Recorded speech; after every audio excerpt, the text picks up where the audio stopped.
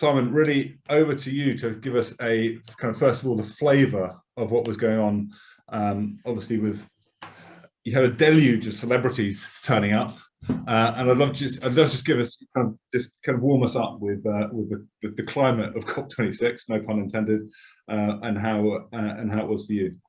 Well, I can tell you, starting perhaps with that deluge of celebrities, which you correctly highlighted, I heard from one person who's a pharmacist in Glasgow, and he was saying people in Glasgow are very unhappy about this whole thing because there was this event at an art gallery in Glasgow during COP26 where Prince Charles was the host, I think, and Leonardo DiCaprio was in attendance. And the talk of the town in Glasgow was about how this enormous area of Glasgow surrounding the art gallery was closed off. People were not able to get into their homes. Carers were not able to reach people who needed care. The reason I mentioned that is because it fed into something which I think is becoming quite dangerous, which is this idea that the climate action agenda is something being driven by an out-of-touch elite that can impose unforeseen costs and problems on people, working people in the bottom 50% of the income distribution. COP26 itself being provided some more grounds for concern along those lines. One thing that I noticed very much, especially in the first week of the conference, was the incredibly strong presence of business people on the ground. This was something on another level from previous COPs. So one person I spoke to at COP, this was the head of an environmental consultancy that does a lot of work with the biggest companies in the world. And he said that he had met more chief executives of big global companies at COP26 than he had at the last 10 COPs put together. Wow. So this was... That could be a positive, right? That could be people paying more attention. You can definitely, exactly. So there are different ways to read that, right? So you can say, compared with, say, 10 years ago, you could say, for many people 10 years ago, they would have thought, my God, businesses are paying no attention to climate change. This is a disaster. Now you've got all the heads of the biggest companies in the world saying that they care a lot about climate change and actually doing things with their businesses that suggests they are taking it seriously. The problem comes in when you think about the fact that there were single hotel rooms in 2-star hotels in Glasgow that were going for over £1,000 a night. Now, who can afford to pay over £1,000 a night for a 2-star hotel room? Well, that's big business people, and no one else can afford it. Even national delegations. I mean, I met somebody from the national delegation of not a poor country at all, and this person was staying in Edinburgh because that country couldn't afford to put people up in Glasgow. So that fed into this sense that perhaps the presence of business had become a bit much. One colleague of mine was aware of bankers flying up to Glasgow to try and do mergers and acquisitions deals that were nothing to do with climate change, but just because all the most powerful men in the world were there. So let's try and go and do some business. So there was that element to it as well. And where it becomes, I think, problematic is that right now, the rules of the modern economy really are up for discussion. I mean, we have had an economy that's been based on fossil fuels for the last 250 odd years. I mean, that's been the foundation of all the amazing achievements that we've come up with during that time. Yeah. We've now realized that we have to stop using fossil fuels pronto. And so this is a really huge and historic moment in human history. And there is going to be some level of change in the way that the global economy works, but who gets to decide what kind of change that is? Well, now, you have people like Larry Fink, the head of BlackRock, Michael Bloomberg, the head of Bloomberg LP, who are really taking very prominent positions in that change. Mark Carney, the former governor of the Bank of England, who is now a very senior executive at one of the world's biggest asset managers. These are people who are driving, to a certain extent, the conversation around that change. But they have interests that are the interests of super rich people, which aren't necessarily the same interests as you and me, let alone the interests of the vast majority of people in the world who earn a few $1,000s a year or less. So in terms of the sort of general mood and atmosphere of COP26, that was one thing that struck me quite prominently. And, in contrast with this great representation of people from business in Glasgow. Of course, they were not involved in the intergovernmental negotiations directly, but they were there on the ground, and that does influence the way the conversation happens. And then you think about who was there from developing countries. Really not enough people were there from developing countries. And even those who were there, they were the representatives, the elected representatives at a national level principally, or people from civil society. But something that struck me, having spent a lot of time during my journalistic work in very poor communities, I just suddenly thought, in terms of actual representation, direct representation of those communities, people who are, you know, the majority of people in the world are on a few $1,000s a year or less, almost none of those people were actually there on the ground at COP26. So to a certain extent, it felt to me like the rich, all being represented, or even in many cases being properly represented. So, for example, the 90 million people of the Congo, Democratic Republic of Congo, ironically named because the current president of that country demonstrably stole the last election.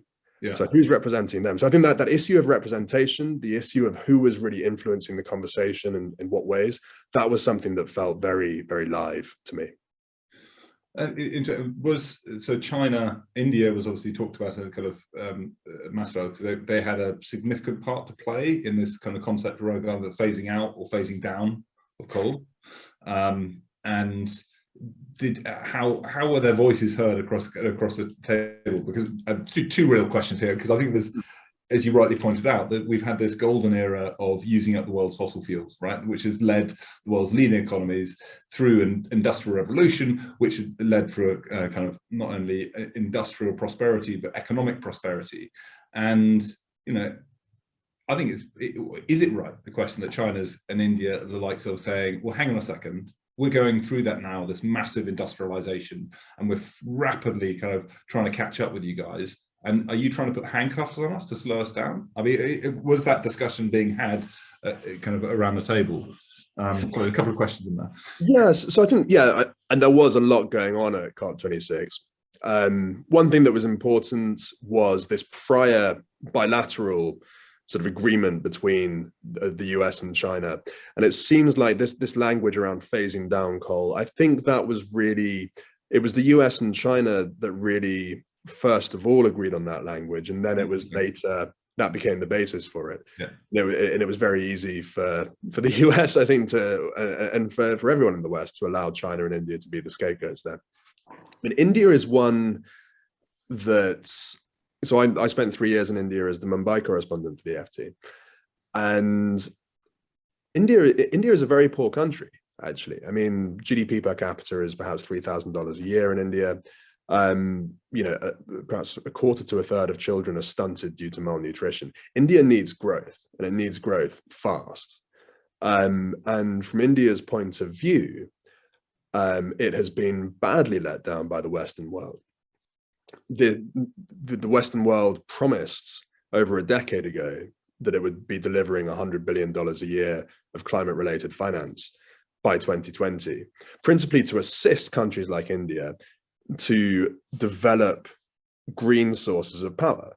So from India's point of view, it's incredibly rich for the rich world to then turn around and say, you're the villains here because you're not moving sufficiently fast to a green energy mix. And India will say, well, hold on, you gave a very specific promise to support us in that, which you broke without any real justification. Of course, the West will say, well, COVID made it more difficult, but you could also argue that actually COVID increased the need to provide more support to developing countries.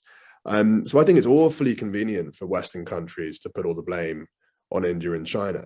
That's absolutely fascinating, and you've got to put that in context as well. So in terms of CO2 emissions, I think India is roughly kind of 2.4 billion billion tons worth of CO2 emissions, where the US is 4.7 billion, so double effectively, and then China again is double that, so 10.6. So if you're absolutely right, the headlines for me was India. Populations. Yeah, and India was the bad guys. And you're like, well, hang on a second, you're nowhere near in terms of as big as America.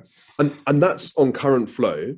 So there are so many ways in which the Western countries, rich countries, just objectively bear the overwhelming share of the responsibility for this crisis. So for one thing, the numbers you've just given, then we have to take into account the size of the populations. Yep. So India and China have huge populations. So relative to population size, it's not even close. I mean, the US and other rich countries have so much higher per capita carbon emissions.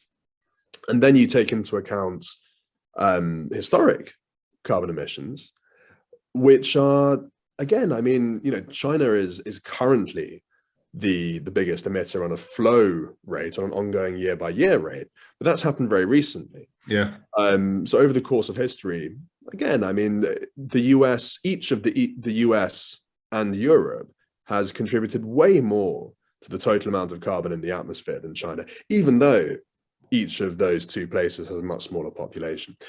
So this is not to say that India and China are angels, but it's to say that to make them the bad guys while the West are the good guys is just obviously absurd.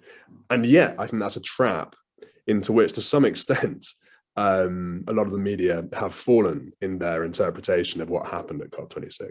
It's a really good point, right? Scapegoat, right? Okay, look, we're bad, but look at these guys, they're worse. And actually forgetting the historic kind of analysis that we can all put on from a rational perspective. I'm just going to throw this in there.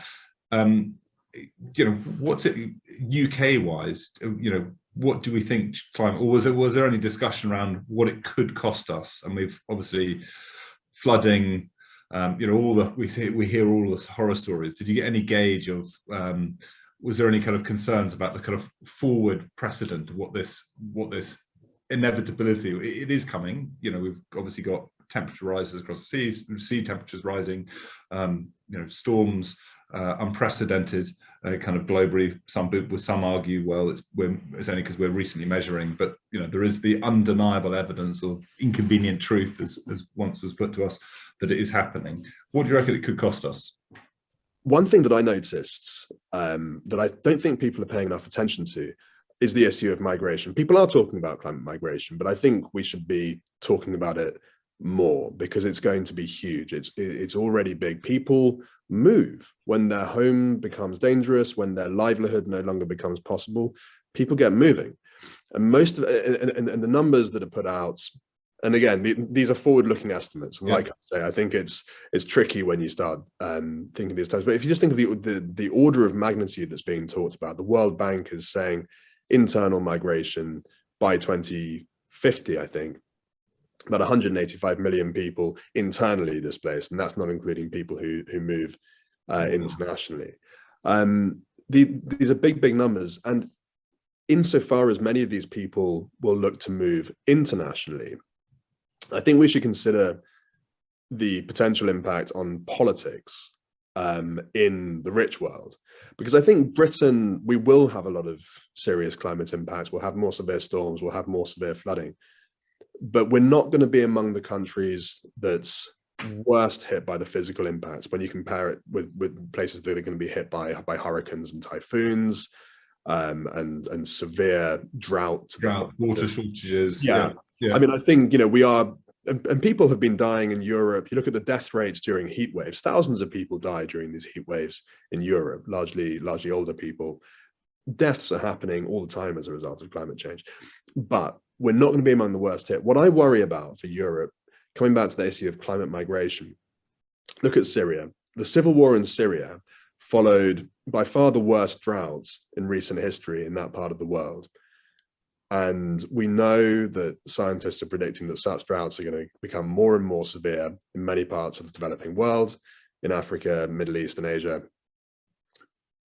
After the civil war happened, and during the civil war, large numbers of people looked to move to Europe to escape the fighting. What happened to politics in Europe? All the way from Hungary to England, you had the rise of far-right nationalist politics. It certainly contributed to the Brexit results. It contributed to the consolidation of power by Viktor Orban in Hungary, to the rise of the far right under Marine Le Pen in France, right across Europe. and that's in response to a single civil war.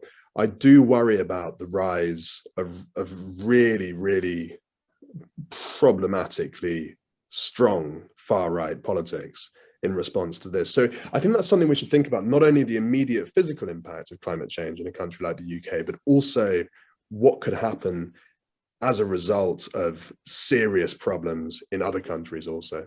And so as people migrate through borders to find basically refuge of work and employment, how that shifts the needle in politics, which is terrifying. Yeah, I mean, that's exactly what the book, just to come to your book, little plug, obviously the race for tomorrow, you work through 26 countries in terms of their journey of what the impact of climate change, frontline countries, I should go to say. It was all sorts of countries, yeah. And looking at what the future might hold for those countries. Yeah, so it was a journey which I started in middle of 2019. Yeah, and I just lived out of a suitcase for 2 years. COVID broke out halfway through. I somehow managed to just keep on moving. Lots of quarantines and COVID tests, and so yeah, I really tried to help people to get to grips with the story, and to get to grips with the story myself, through speaking to really interesting people in really interesting places with really interesting stories to tell.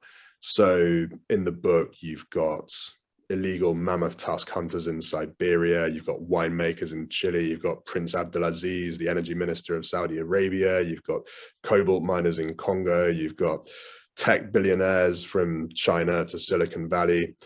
And all of these people, they have incredibly disparate backgrounds, but they're all taking part in this single story, which I think is the biggest story of the century. And that's the story of how humanity is responding to the climate crisis, how we're trying to change the whole basis of our economy from a fossil fuel-based economy to something different.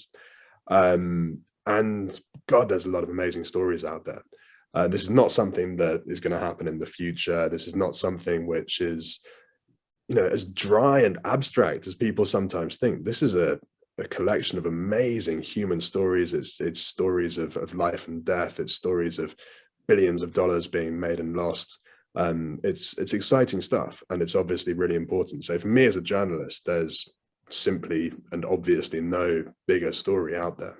Yeah, well, it's terrifying from one side of things, and also an amazing opportunity is the other side of different economies, different nationalities, different interests all coming together to solve a common problem. And that for me is more the opportunity than the maybe looking at the kind of the negative side, which brings me into the kind of, the pact was 1.5 degrees Celsius limit compared to the Paris Agreement.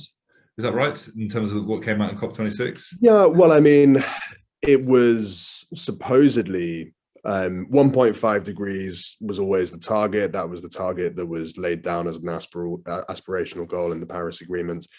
There was a photo at the end of this COP of some negotiators. They were posing for a group photo, about 30 of them, and they were all smiling, and they were doing this 1.5 with their hands.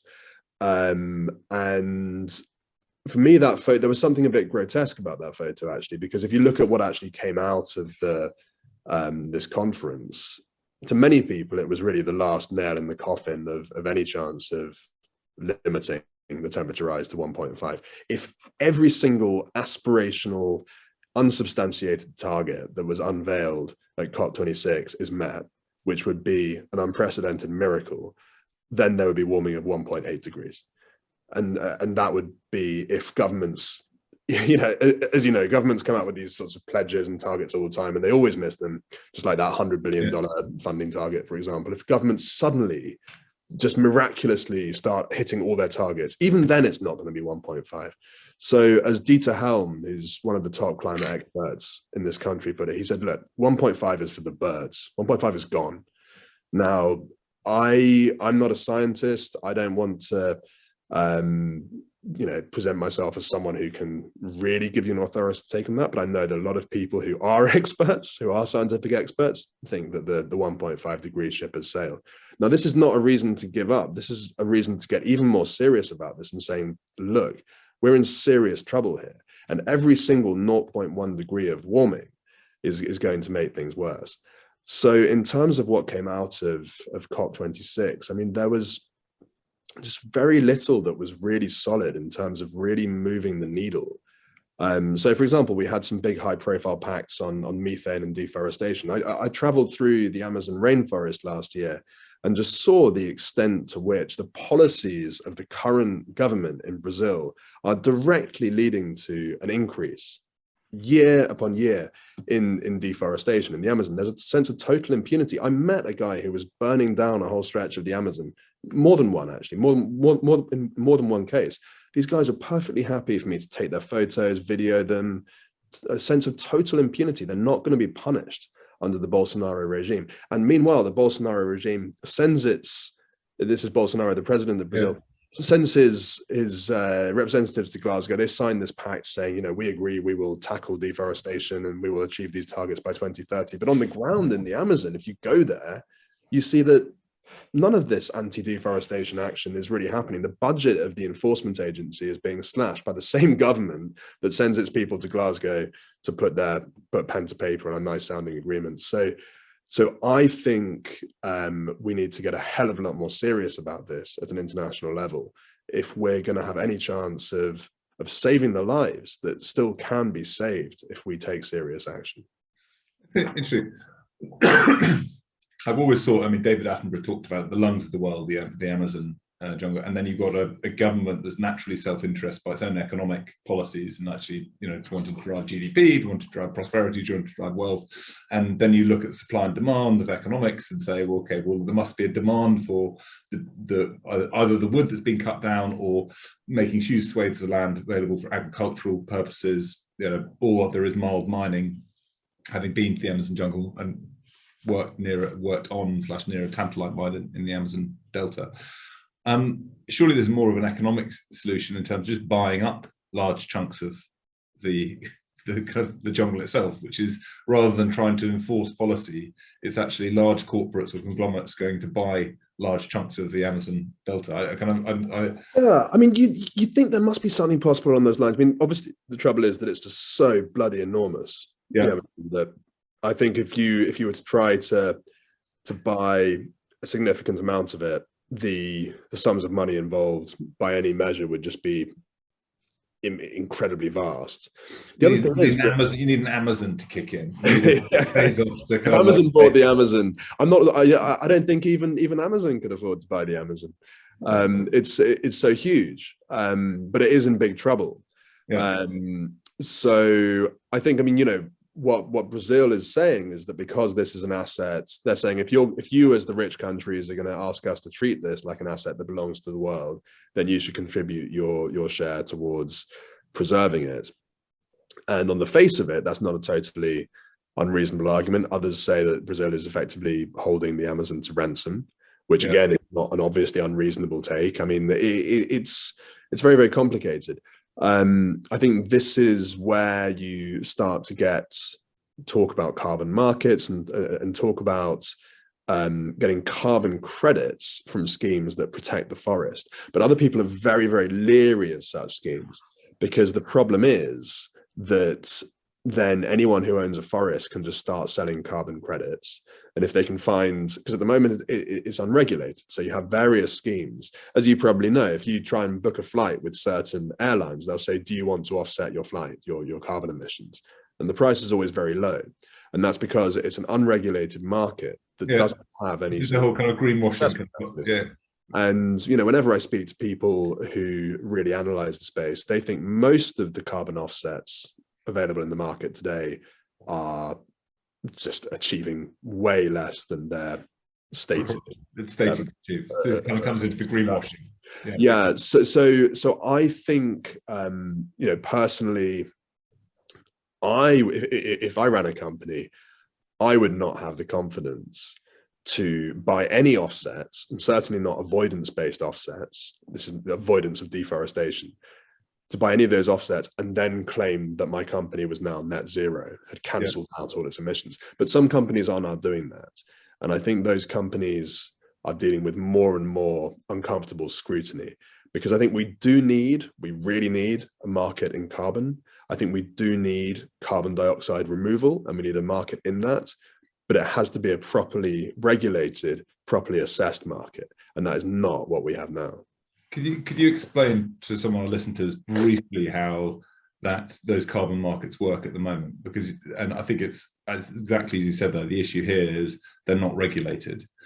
In layman's terms. Yeah, so you have two sorts of carbon markets at the moment. So the one that I'm talking about right there is the voluntary carbon market. So it's called voluntary because this is something that companies can, if they want, they can buy these offsets, or individuals can buy these offsets. They are mostly based on trees, and in most cases, I think it's in most cases, they're based on conservation of existing forests. This all relies upon, let's say I own a forest and you're a company and you want to offset your emissions. So I will say to you, I'm protecting this 100 acres of forest. And if I didn't protect it, 40 acres of it would burn down within 5 years. Yeah. So if you give me money to support my forest conservation, let's say you're supporting 10% of my budget for this forest conservation. So someone then comes in, some third party organization who I pay them to come in and certify what's going on. And they will say, if William did not give you that money, then we estimate an extra 5 tons of carbon dioxide would have gone into the atmosphere. So that's how it works, these avoidance-based schemes. Yeah. So to many people, that doesn't sound very scientific. And so the problem is, and you do have some big companies, by the way, have already started saying they just buy some of these offsets from schemes that work like that. And then they say, yeah, we have all these operations emitting all this carbon dioxide, but it's okay because we bought these offsets. We're supporting forest conservation. The trouble is that if the analysts are right, and that actually the impact of these schemes in terms of carbon emissions is way less than claimed, then what do you have? And if all companies start doing this, then you have a situation where every company in the world is net zero on paper, and in practice, they all keep on pumping huge amounts of carbon dioxide into the atmosphere, and we're in big trouble. Yeah. So that's why it's not harmless. There's a second sort of carbon market, which is what you have best exemplified in the EU, which is the EU emissions trading scheme. So this is where the EU, this currently only applies really to the power sector and heavy industry. These heavily polluting industries, they get a certain amount of permits, which are permits to emit a certain amount of carbon dioxide, which they have to pay for. But then if a company is doing very well in reducing its emissions, then it has spare emissions left over. It has spare permits, and it can sell them to other companies that are doing less well, and they need to buy more permits because they're emitting too much. So that's created a market so that's countries selling between countries, effectively. This is companies selling to each other. Yeah, individual companies within Europe. So that's a fairly good system, and it's been working fairly well. And it's created certain precedents that you can then use when expanding carbon markets. But the problem is it only applies to a subsection of the economy. Most European emissions are not covered by it because it applies mainly to the power sector and to heavy industry. So for example, when you and I, if we drive a petrol powered car, for example, that's not covered by the European emissions trading system. So we need to expand it. I personally think if we had a serious price on carbon, then that would change the incentives for individuals and for businesses to really change the way in which they operate, to really shift towards low carbon thing. And it wouldn't just be for PR purposes, because you would then be aligning the financial incentive with what we need as a society. At the moment, you do have a tension between profit and environmental impact. If you could just put a price on carbon, there would be a lot less tension there. And I think things would go a lot more in the right direction. So actually individuals being taxed, the individual tax level on their own carbon emissions? Well, I think it would simply be like VAT. Every good and service, there would be a calculation of the embodied product. Yeah. in the product, and you would then pay accordingly. But I think what's really important is what happens with the revenue. So you have a lot of different ideas there. Personally, I think in terms of just getting the political support for it, the best thing to do would be to just have it all paid out, 100% paid out to households, and probably at a flat rate. I think it would be great if you can make it progressive, so poorer households got more. The problem with that is that, as you know, there's a big right-wing media camp which doesn't like poorer people getting money because of all sorts of unpleasant ideological things, and you see that in the US with organizations like Fox News and organizations more to the right. So I think if you just made it flat rate, because the thing about that, if it just disappears into the government budget, then all sorts of people would feel that this is just yet another example of ordinary people getting hit hard by the state. But if you pay it straight out again to people, then actually people would notice those checks coming in. And I think it would make a huge difference to the popularity of the tax, because this is not, unlike most taxes, this is not a tax that's aimed at raising revenue for the government. It's simply a tax that is aimed at changing the incentives so that people have more incentive to invest in things that are going to be helpful to our future, and less incentive to invest in and buy. A neat idea. So this is a circular, so it's therefore paid back to the households in terms of insulation for your roof. So you get it kind of, you always get or just a cash payment, so you can spend it on whatever you like. Yeah. Huh. So neat. In your book, from one of our members, you talk about having all the technology that we need, and you know, I guess, rather than kind of launching a kind of tsunami of money, can you kind of go into that a little bit more in terms of the technologies that we have and how we could be or should be using them? Yeah, well, this is really, I mean, to keep banging on the carbon pricing issue. I think if you imposed a really serious carbon pricing regime, then that in itself would create a very powerful incentive to start investing more, because the investment is already happening to quite a good extent, but to have much more investment going into clean tech, and you would have much less investment, much less incentive to put money into fossil fuels. So that's probably the single biggest thing that could happen.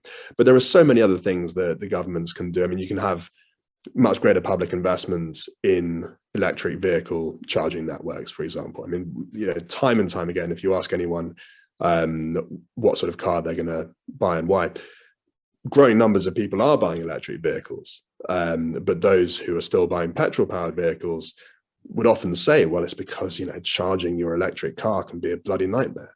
Whereas if there was a dramatically expanded network of charging stations, which is something that can be supported by the state in all sorts of ways, then that's something that could really move the dial.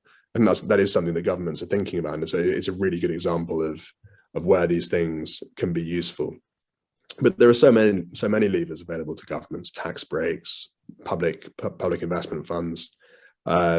So yeah, I mean, I think there's, in terms of the basic technologies we have, they are there to a good extent, but some of them are quite immature. Or some highly advanced. I mean, there's been a lot of conversations about, I totally agree about the kind of infrastructure of electric vehicle, the charging points, and the kind of range anxiety that you talk of, but also we've got to be cognizant of where that power is coming from, right? So no point putting in a grid of electric vehicle charging posts if all that power is coming from coal or fossil fuel power generation. And wind has its place, solar has its place. Does nuclear have its place? I mean, that's the big question.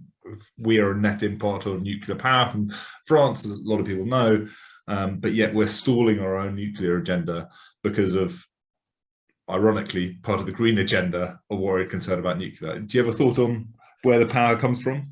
Yeah, I mean, look, I personally would like to see more use of nuclear. I recognize it's very controversial. I think if you look at the number of lives lost to coal pollution, to, you know, even the more conservative estimates in peer-reviewed journals of how many lives have been lost as a result of coal pollution. If you spent time in heavily polluted cities in India, for example, I mean, it's It's really simple. Abhorrent. It's complete. Talking to the converters here. And the number of lives lost, all the nuclear disasters in the world combined, is a tiny fraction of those lost as a result of coal pollution. So in terms of the safety of nuclear, I think, we already have quite a large number of nuclear fission plants operating. There are new technologies that are coming out, which are demonstrably safer than the existing stations that we already have generating power all over the world. And it is demonstrably low emissions, reliable baseload power. So yeah, personally, if I were king of the world, I would order a bigger role for nuclear. Well, Bill Gates, isn't that exactly what Bill Gates is doing? micro nuclear power stations. Some would say that king of the world is what he is, but he's not actually, and actually it's very difficult for anyone who's promoting a dramatically expanded role for nuclear in the US or anywhere else to make that case. There's a huge amount of resistance, and not only from oil, from big oil, and from coal, or is that where the resistance comes from? Was it? Well, I'm thinking primarily about the resistance from people in the environmental movements, actually, and people on the liberal side of the aisle. So, and by no means all, by the way. I know, and I find it fascinating. I have a thesis that human beings are generally self-interested. So of course we all want a warm home. Of course we all want, food on the table for our children. We all want them to, have warm blankets on a kind of cold evening. So from a liberal perspective, you say, well, just use less power, but we naturally want to look after our own kin. So therefore, we're naturally going to want to use more power. Now we can have better insulated homes. So I think I agree with you. I think nuclear does have its role to play, as well as wind and solar and wave and hydro, and as a base load, it's a very logical solution to me. I've got so much, and there's lots of questions coming in, which is dynamic. I've made a whole load of questions for this kind of dynamic discussion. I'm loving it so far. ESG, huge, huge kind of talked about, obviously, at COP26. A lot of private equity funds. I work in the private equity landscape where everybody's jumping on the ESG bandwagon. There's lots of controversial, like greenwashing and now ESG washing. Is it a public good? Is it getting the topic of conversation onto the table? And then this same individual asked a similar question, which I asked earlier on, which is around, okay, great, who gets to make the choices for the future? Who should, in your view, who should be making those decisions? Is it China? Is it India? And sorry, UK, America, you've contributed X trillion tons worth of carbon to the economy. So yeah, far away for those two, sorry. Yeah, so ESG, this is something that I'm getting into in earnest just over the last couple of months, actually, since I started my new role on returning from book leave. So the book was about climate change writ large and the energy transition. Now I'm really digging into the ESG landscape. So for listeners who don't know what it stands for, that's environmental, social, and governance. So it's to do with the impacts of business and finance. It's incredibly interesting to me because there are no obvious answers to the question of whether it's a good thing. There is a case that companies should simply focus on making a profit. So my understanding of what Milton Friedman wrote is that his viewpoint has actually been a bit oversimplified by a lot of people who talk about Milton Friedman. So the caricature of Milton Friedman is that he just was someone who just thought that companies should ride roughshod over anyone unfortunate enough to get in their way. That's not my understanding of what he wrote. My understanding of what he wrote was that he always emphasized the law quite strongly. So he always would say the social responsibility of business is to maximize profits for its shareholders within the law.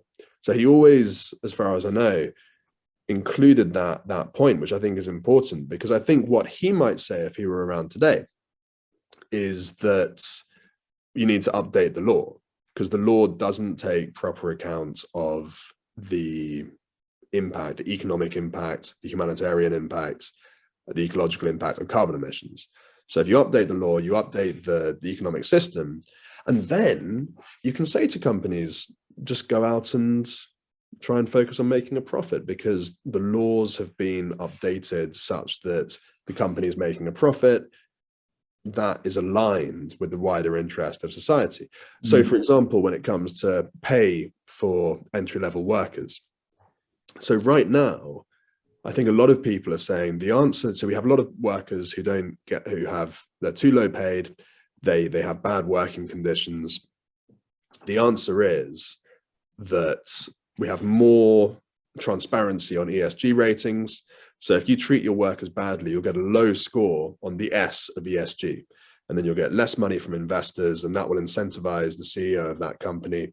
You'll see the share price going down, perhaps, although it's not quite clear how far that would actually even happen. Yeah. But the theory is that fewer people buy the shares, the share price goes down, perhaps cost of capital goes up, and the CEO says, okay, I'm going to start paying my workers better. Other people would say you should increase the minimum wage. And personally, the second seems to me like a more elegant solution to the problem, a much more straightforward one. Well, also, or the corporate doesn't get the right workforce because he's not paying the right, there's kind of supply and demand economics. So why not let the markets kind of dictate and decide itself with government intervention in that, as you said, increasing the minimum wage from a you can debate how far. I mean, there are some who would say that we don't need a minimum wage. That's sort of, I suppose it comes down to the question of whether investors, asset managers are the right people to be safeguarding the interests of wider society, or whether that is simply a job for elected representatives. Because I think a lot of people I've spoken to in big business are actually really uncomfortable with this, and they're saying, look, this is not what I signed up for. This is not my job. I'm not here to safeguard the interests of society. I want to be a good citizen, and I want to be a good professional. I want to try to maximize my positive impact. But in terms of trying to represent the interests of future generations, in terms of environmental stewardship, and in terms of trying to safeguard the interest of low-paid workers, I mean, I'll try and do my bit, but that's not really my job description. That's not my skill set. That's what elected representatives are there for, to craft the laws that do these things. So I think ESG is useful insofar as it helps investors to make sure that they're future-proofing their portfolios, to take account of, if there's a company which is heavily polluting, that company is probably going to become less profitable in the future if you think that governments are going to take more serious action on carbon pollution. So it's very helpful for investors to future-proof their portfolios. It's also very helpful for institutional investors who are under pressure from retail customers who want to make sure that their personal savings are not being used for things that have a negative impact. So it's very useful in those ways. I think where it can become problematic is if people have overinflated expectations of what it can achieve, and sort of think that the markets, that investors can take the lead here in driving the level of change that we need to see. Because personally, based on the things that I've seen and heard and read in this field, I think you're going to have an updating of the economic rule book, and that's something that only governments can do. I'll save this question to later, but it seems like a perfect time to kind of come in terms of, so your kind of, if you were in power, it would be more regulation at a government level to then bring businesses into line with that environmental, social, and governance, which obviously can look after stuff. That's what other magic kind of wand would you to solve the kind of this climate change crisis that's kind of looming upon us ever slowly? Yeah, I mean, I think one of the most interesting conversations I had during the research for the book was with Hank Paulson, who was George W. Bush's Treasury Secretary, and before that he was the head of Goldman Sachs. And he just said, look, the rules of the game are out of date. You just got to update them. And this is about the opposite of a sandal wearing hippie, right? I mean, this is about the ultimate markets guy. But it's because he believed in the market that he felt we needed to do things to make sure the market can be most effective. And at the moment, the market is not. The market forces, the potential of market forces to deal with this problem is being wasted, because you're not applying market forces to the carbon emissions problem. You would do that by pricing carbon and then let the market forces do its magic. So I think what was ironic to him is that some people on the right in America were presenting an effort to update capitalism as an attack on capitalism, whereas it's the opposite, in the sense that, you know, if you believe in capitalism, probably one of the things that you like about it is that it's flexible. It can be updated. You can be constantly improving it in response to the development of new technologies, the development of new challenges. Just to challenge that, so America, as we know, is the world's leading economy, and China is, you know, trailing behind it, and probably another 5-10 years might equal it. Can America? I mean, America has all of the opportunities to lead the charge here, but can it? Can it, with its huge kind of lobbying bodies of, you know, the massive coal lobby bodies, the meat production? I mean, for those who haven't watched the kind of Inconvenient Truth, and then also I can't remember what the latest big one on My Planet, the one about the beef industry. I mean, it was basically kind of transposing, saying, actually, well, the lobbying powers here are so strong to keep parties in power that America doesn't have a chance in terms of creating these changes. Yeah, honestly, I'm more worried about America than I am about China. Yeah. Now, I think America, I'm much keener on America's political system in general than I am on China's. America does not have concentration camps like China does in Xinjiang. So I want to be clear that I'm not saying I prefer the Chinese system to America's, but when it comes to serious action on climate change, I am worried about America, in the sense that there's a real chance that we have a second Trump presidency fairly soon. And you have this whole faction in American politics that is actively anti-science. And that's actually not something that you have in China. So China is very clear that its future is in renewables. In the short term, yeah, it's burning a hell of a lot of coal because its priority is economic growth. But over the long term, because it does care about climate change, by the way. Yeah, I mean, as you know, famously, the Chinese politicians have a very long view, and they're very conscious, I think, of the dangers of climate change. And their priority is national strength. And so in the short term, that does involve burning a lot of coal. But over the long term, definitely it involves being the leading clean energy superpower. Not because they're angels and they want to save the world, it's because that is the key to long-term national strength. The problem in the US is that you have, I do think this is fair to say, you have a faction which is which is on the ascendancy now in the Republican Party, which is almost irrational, which is not thinking about the long-term interest of the country. It's thinking entirely about culture wars. Short-term political gain. It's ignoring things that are demonstrably true. People take pride in ignoring things that are demonstrably scientifically proven. So that is something that's very, very difficult to work with. You can see it in terms of the relative lack of ambition that's being shown by the Biden administration relative to other developed countries. Look at petrol-powered cars, for example. In this country, petrol-powered cars are going to be, you cannot sell new ones from 2030. Biden has a non-binding, non-legally binding aspiration of getting to 50% electric or zero emissions cars by 2030. Now, why isn't he moving faster? Because, I mean, you could criticize him for his lack of ambition, certainly, but it is a fact that he has to deal with something which politicians in other developed countries don't have to deal with, which is a big and powerful anti-scientific political movement. So yeah, for that reason, I'm worried. In terms of things that are happening on the ground, there's amazing technological breakthroughs happening in the US, and several of these companies I feature in the book, several of the leading ones. And it's very exciting to see what they're doing. But it's in terms of what's happening in the wider economy, It's a fascinating paradox. You've got kind of like massive Silicon Valley taking on this kind of tech challenge of climate change, and then the broader, 20, trillion GDP kind of juggernaut, exactly, driven by kind of naysayers who say, well, it's not happening, or it's fiction, or it's fake news, and that is terrifying. And I couldn't agree more with you about China in terms of having that long-term objective, and certainly having visited Beijing myself, and the leaders of Beijing said, we want this to be a zero carbon emission city, and they literally did it in the space of a year.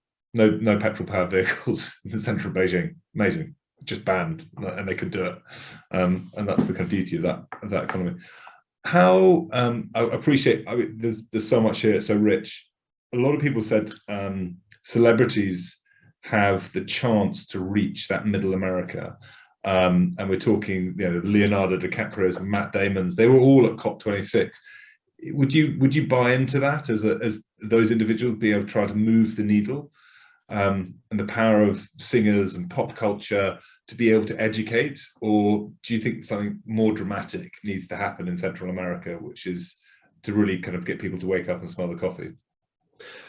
I think it can help, definitely, and I think there are all sorts of ways of reaching people. Hopefully I'll reach a few people with the book, and I think there are influencers on Instagram who are reaching a different demographic, and I think it all helps. I do think that one thing that will be important, and not only in the US but also in this country, I had a conversation with one of the security guards at COP26, and he was saying, I don't understand why the government is so focused on helping people in other countries when they're not helping people in this country. Yeah. And I think there are many people in this country who are on relatively low incomes, or perhaps just in the bottom half of income distribution, who feel that way. And the trouble is that they, to at least some extent, they do have a point. Because if you look at the changes in income and wealth distribution that have happened over the past 30, 40 years in the UK and the US, if you're in the bottom 50% of the wealth distribution, your income has pretty much stagnated. Whereas if you're in the top 10%, or especially the top 1%, then you've done very well. So that's just a fact of recent economic history. And the problem that brings is, I don't think you're going to have a serious answer to the climate crisis until you have much greater support for developing countries from developed ones. As we were saying at the start of the conversation, big part of the reason why India continues to burn so much coal is because it's not getting the sort of support that was promised by developed countries to help it do that. In terms of why should we help India, which you hear a lot of in this country, well, I mean, there are many reasons. For one thing, when Britain by today's standards illegally occupied India and committed crimes against humanity in India for 200 years. I mean, if you just read the history, a lot of people prefer not to read it and just sort of say, well, we built railways and gave them the English language and a court system. But if you actually read the history, when Britain went into India, India was very politically fragmented, but it was one of the richer countries in the world. And when Britain left, it was one of the poorest countries in the world. And this is one of the reasons why Britain is such a rich country today. Britain taxed India to the most extraordinary extent, to the extent that there were famines repeatedly, year after year. So this is just history. And then you just have the fact that, as we were saying, this is, in terms of the cumulative amount of carbon that's been pumped into the atmosphere, the rich countries bear the overwhelming share of the responsibility for them. So there's two pretty good reasons. But until we start providing that economic assistance to countries like India, you are going to have a problem with bringing them on board, running a lot of coal. And in order to get the political support, because we do have a democracy in the UK and in the US and in other rich countries, you're not going to get the political support to provide a lot of economic assistance to people in other countries, as long as people at home feel that they've been getting screwed over. Yeah. So I think we also have to, this is something that Al Gore, I mean, I saw him give a talk in Glasgow, and the peroration of his speech was when he was saying we need to deal with hyper inequality. You cannot look at the climate crisis in isolation. Taxes on the rich now are very low by historic standards. When Dwight Eisenhower was in the White House, the top marginal tax rate on the richest Americans was 93%. And there was a bipartisan consensus that was the right level. There must have been, because it stayed like that for years and years. And now there's a bipartisan consensus, which well-heeled Republican senators and well-heeled Democrat senators alike agree on, that it should be at its current level, which is 37%. So if we don't think about those things, we might struggle to tackle the climate crisis. I think it's not something that can be seen in isolation. I think we have to start thinking about it in terms of really a rethinking of the wider economy that we live in. And if we don't take that really comprehensive view, we might struggle to really make progress, I think. I think there's so much more we could go into. It's such a massive topic. Thank you we've run just 1 minute over. Thank you for all of those joined to listen to Simon today. If you haven't bought his book or heard of his book, The Race for Tomorrow, it's out. Where can you buy it? All good bookshops, I'm told. All good bookshops. Yeah, all the normal places. All the normal places. Do go out and have a look. It's a fascinating read. I haven't read the whole thing. I've got through the kind of various chapters, which hopefully I've touched on a little bit today. Simon, thank you for your time this evening. Thank you very much. Really appreciate it, and giving us a kind of live feed of what's going on. What was on the shop floor at COP. Back to the kind of ERC. December 13th, Clash of the Titans, and obviously, which we're really excited about, again hosted by KPMG, 13th of Jan and the 2nd of March, obviously Bank of England Monetary Policy Committee, we've got talking on that. Simon, thank you for your time, and looking forward to catching up again soon, and we'll touch base regarding the schools initiative that we're running as well. On that, we'll get David to touch base with you on that. So fantastic, sounds great. Brilliant. Thanks again.